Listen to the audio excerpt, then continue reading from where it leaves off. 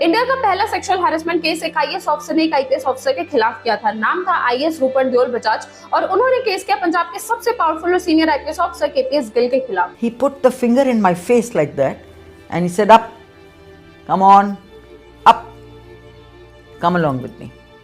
Come on, you come along with me." So I said, "Mr. Gill, go away from here. You're misbehaving." And when I was going, that is the time when he slapped me on the bottom. ये था India का सबसे high profile case जिसमें पहली बार section 354 यानी outraging the modesty of a woman और section 509 यानी gesture or act intended to insult a woman लगाए गए थे। People have considered it to be a very trivial thing, but I could not get over the enormity of it.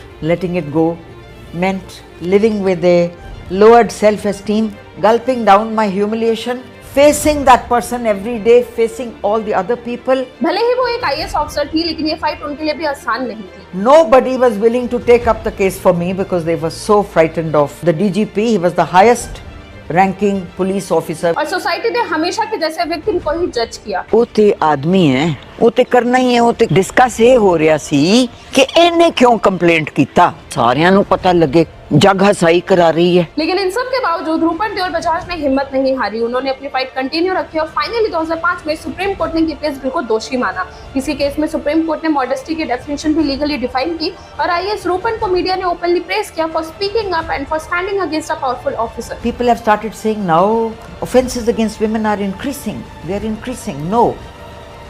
Now more women are speaking up.